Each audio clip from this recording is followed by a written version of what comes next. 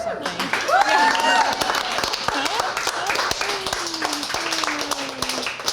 Thank you so much. This one, I don't generally have titles for my poems, and this one, I don't know.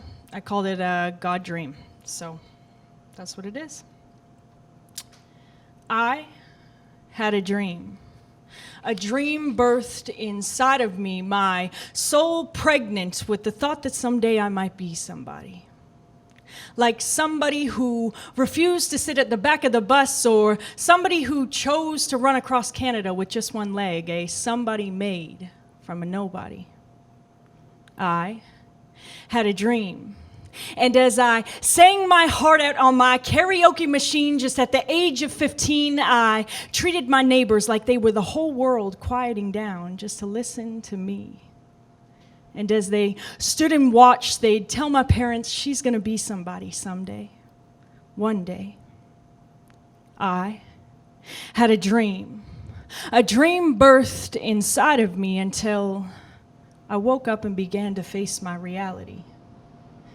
See, I found out the whole world was actually against me, and as my childlike wonder began to surpass me, I found them booing me. No longer did I hear the cheers of them encouraging me, and my father let me down just at the age of 16, but as my adulthood memory would lead me to believe, he actually let me down before the age of puberty. I had a dream. But this dream became something that relied on the taste of alcohol mixed with just a little bit of weed. Okay, a lot of weed. And I thought that maybe my body was the shortcut to living my dream. I thought that if I acted like a rock star, well, I'd become one. See, life was but a dream until I sat alone and realized the world still wasn't for me. It still wasn't what I thought it would be. And what did I think it would be in the first place? Maybe if I just got a little taste, I'd figure out who I wanted to be. I had a dream. Except now it felt like nothing was birthed inside of me. My soul empty, like a prostitute left for dead. I couldn't feel anything. See, I was a river abandoned by its own water. The wildlife wallowing in what was now their own burial, deserted, alone, high, and scared. I used to think I had a dream, but I could find nothing around me to revive it, to bring me back to a life where nobody became a somebody. See, I was a nobody.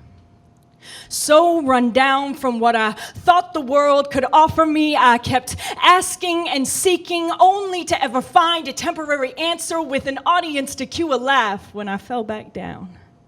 See, it was a vicious cycle of self-help books, friends making cheaper therapists, and alcohol always being my best friend. See, I had done what the world had expected of me. I failed.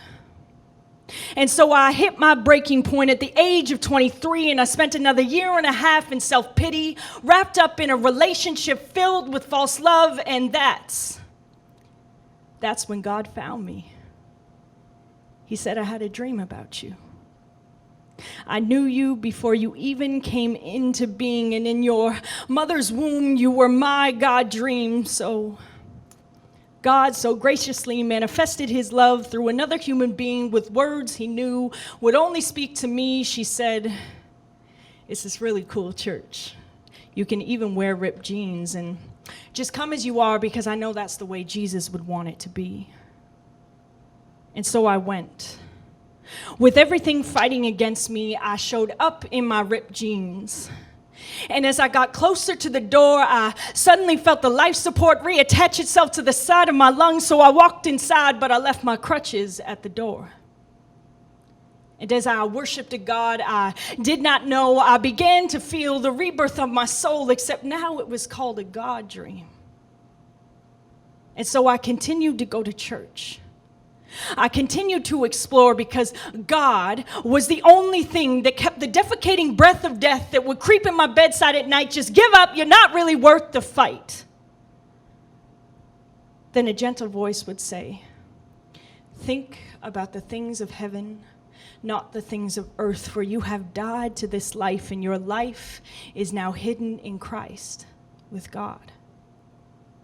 and the breath of death died the moment I gave my life back to Christ. God said, I birthed in you a God dream. That is something the world will never offer you, because when I give you a dream, it involves the impossible becoming possible, and it's more than you will ever think or imagine. So even at the age of 15, the whole world listening was the biggest thing you could have imagined. Even a nation is a small part of the possibility of your God dream. I had a dream. A dream birthed inside of me, my soul pregnant with the thought that someday I might be somebody. A somebody made from a nobody. And as I finished writing this poem, I actually heard God say, I love the nobodies because I can show them how to become a somebody. Thank you.